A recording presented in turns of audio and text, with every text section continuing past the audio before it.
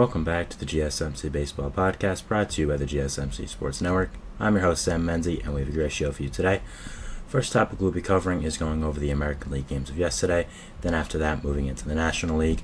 Then we'll be talking about some notable games from over the weekend on Friday and Saturday, which I did not have a chance to cover as I don't do a show over the weekend. And finally, we'll be going over some news around the league, just some injury and transaction stuff that is related. Now, before we do that, I would like to ask you to please like and follow the show. We do get a number of questions from viewers, so to ensure that your question does get read on the air, please use the link gsmcpodcast.net. It really does help the show, and it really does mean a lot, so thank you so much for that. And let's get into the show today. Alright, as I said, we are going to be starting with the American League games of yesterday as our first segment, like we usually do. I am recording in a location today, so if there is a little bit of background noise, I do apologize, but I'm trying to keep that to a minimum. Alright, so let's get started with the first American League game. We have Astros and Rockies, the second game of the Mexico series. So, it should be pretty interesting, and let's get into it. So, top of the first, Yordan Alvarez would hit a sacrifice fly to score Jose Altuve to make it 1-0 Astros. Then Kyle Tucker would hit his 7th home run of the year to make it 2-0.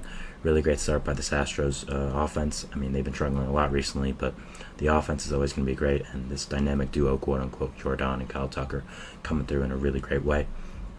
After that, in the bottom of the second, Sean Bochard of the Rockies would hit an RBI single to score Elias Diaz to make it 2-1 Houston. Jacob Stallings would hit a sacrifice fly to tie up the game, making it 2-2. In the top of the third, Jose Altuve would hit a solo shot to make it 3-2, and would give the Astros the lead, his 7th home run of the year. Top of the fourth, Jeremy Pena would hit a solo home run himself to make it 4-2 Astros. And in the top of the 8th, Alex Bregman would hit an RBI single, a Kyle Tucker RBI groundout, and a Yanner Diaz double would make it 8-2 Houston, and they would end up winning the game at that score.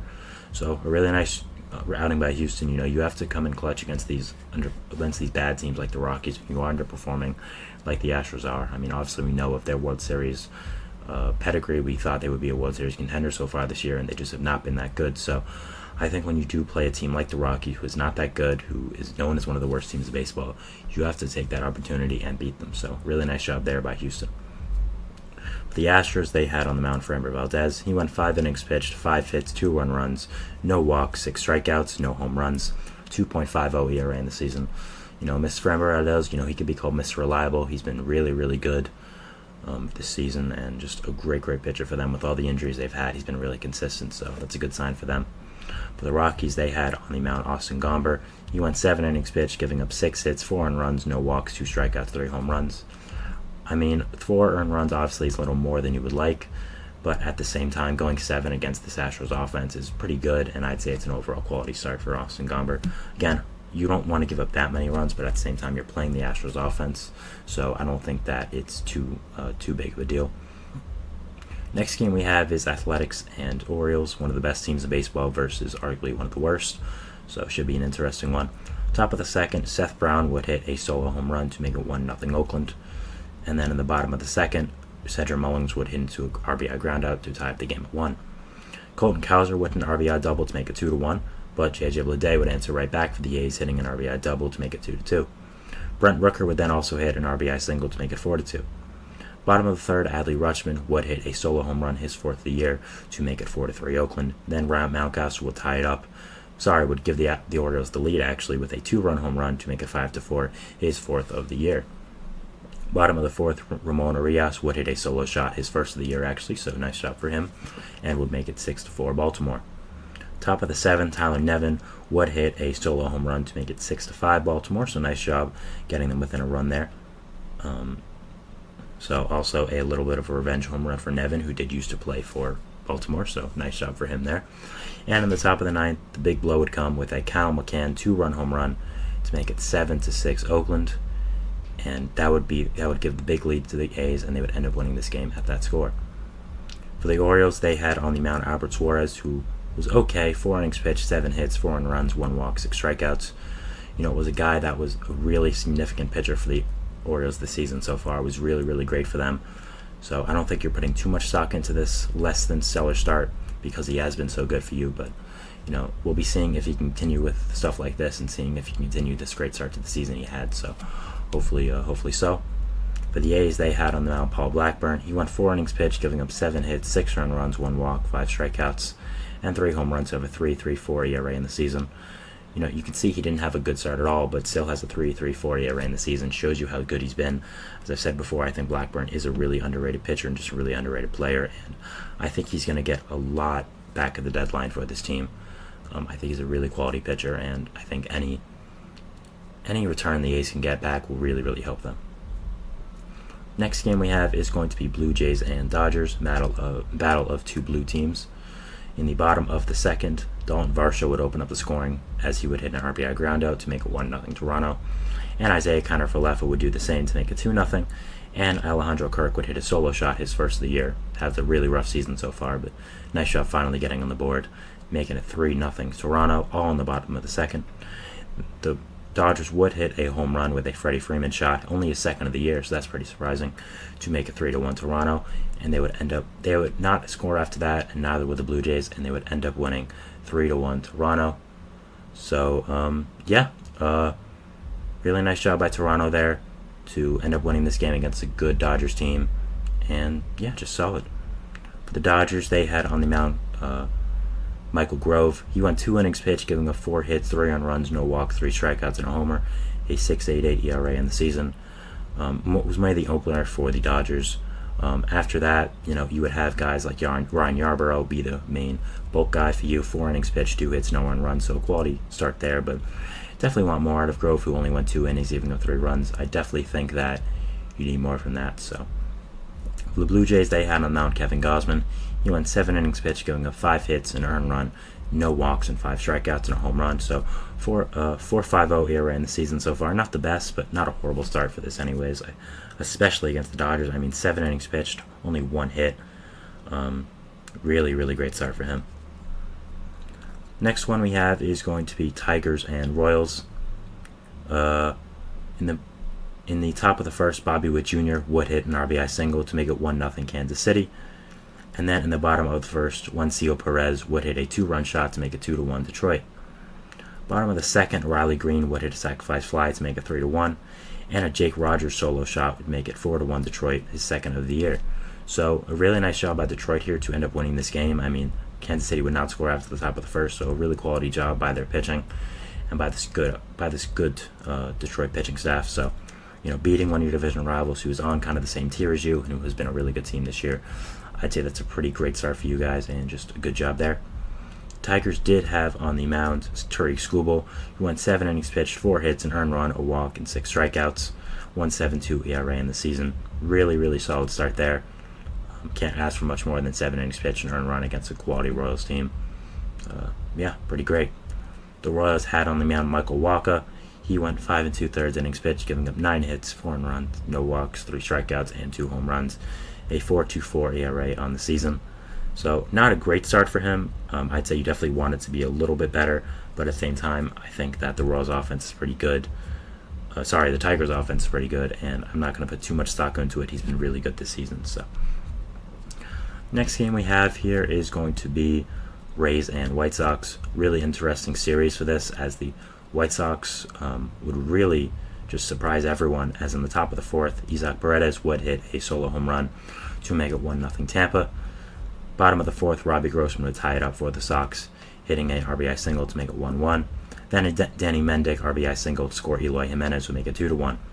Andrew Benintendi would hit an RBI single to make it 4-1. And Harold Ramirez would get some runs back for the Rays, hitting an RBI double to make it 4-2. But at the same time, that would be it for the White Sox, as they would end up winning this game 4-2, and they would end up sweeping the Rays as well. So really, really surprising. We're going to talk about this more in our third segment, so be tuned to stay in for that. But just a really surprising revelation for the Rays here, and also for the White Sox. Sweeping a good team like the White Sox when you've had the season you have had, I'd say it's not really something that you were expecting. So really nice job there. The Rays had on the mound Zach Littell. He went 6 innings pitched, 8 hits, 2 earned runs, no walks, 6 strikeouts, a 3.27 ERA on the season. So really solid by him. For the White Sox, they had Eric Fetty, who was absolutely phenomenal. 8 1/3 innings pitched, 7 hits, 2 earned runs, no walks, 9 strikeouts, a 2.6 ERA in the season so far for the White Sox. This is one of the most underrated contracts of the off seasons. I thought he was going to be really, really good for the White Sox. I thought it was a great signing for them, betting on his results overseas. So overall, I think it's a really good job by them, and just shows how good of a start he had. So we're talking about the Yankees now. So the guy in the chat who wants to talk about the Yankees, here you go. Top of the first, the scoring would open up with a Aaron Judge solo home run to make it 1-0 New York. Then in the top of the fifth, Anthony Volpe would hit a 3-run home run to make it 4-0. Willie Adames would get a little bit back for the Brewers, making it 4-1 with an RBI double. Jake Bauers would then hit a 3-run home run to make it 4-4 Milwaukee, tying the game up against his former team. Nice revenge run. Gleyber Torres with an RBI single in the top of the sixth, make it 5-4. Then a Jose Trevino RBI single, make it 7-4. A wild pitch by pitcher Elvis Aguero would make it 8-4 New York. A Juan Soto single would make it 9-4 New York. And then an Aaron Judge RBI single would make it 11-4 New York. So a really strong ending there. I mean, scoring 7 runs, not much better you can ask for. So really great there. Blake Perkins would walk with the bases loaded in the bottom of the sixth to make it 11-5, and he would end up. That would be the last runs the Brewers would end up getting. Top of the seventh, Oswaldo Cabrera would hit an RBI single to make it 12-5, and a Jose Trevino sacrifice fly would make it 13-5. And Anthony Rizzo, 2-run home run, his fifth of the season, would make it 15-5 New York, and they would end up winning the game at that score. So a really strong start for the Yankees, and a really strong game for them. They had on the mound Marcus Stroman, who was not great. 4 innings pitched, 6 hits, 4 runs, 5 walks, 4 strikeouts. You want to keep the walks down, and I think you want to go deeper into a game as well. So definitely want to see it improve upon that. For the Brewers, they had on the mound Tobias Myers, who was decent. He went 5 innings pitched, 5 hits, 4 runs, no walks, 5 strikeouts. Strong start there for him.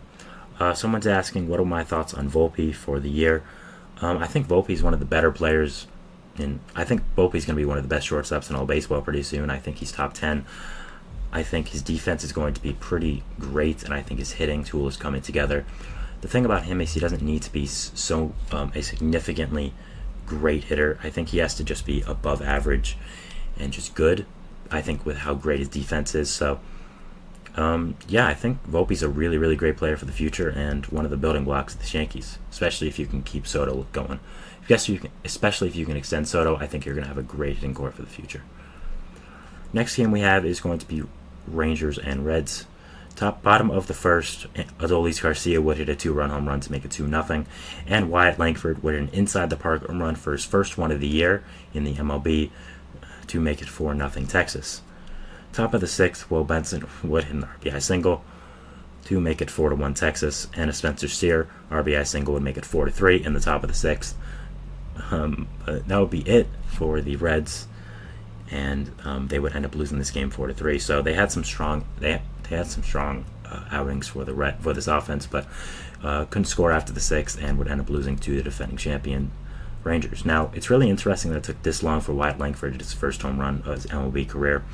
I was expecting him to be much better. I think he's still been solid for a rookie, but I was kind of expecting him to light the world on fire as soon as he got up, which he hasn't done, of course, but he's still been really solid. So the Reds had on the mound Andrew Abbott, who went 5 1/3 innings pitched, 6 hits, 4 runs, no walks, 7 strikeouts, 3.27 ERA on the season. The Rangers had Dane Dunning. He went 5 1/3 innings pitched, 3 hits, 2 runs, 1 earned, no walks, 10 strikeouts, a 4.13 ERA on the season. So pretty solid start there. I mean, no walks, 10 strikeouts, really, really great stuff. Next game we have is going to be Twins and Angels.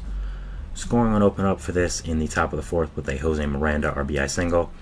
Then an Austin Martin 2-run single would make it 3-0. A Ryan Jeffers RBI single would make it 4-0. And a Manuel Margot would make it 5-0 Minnesota.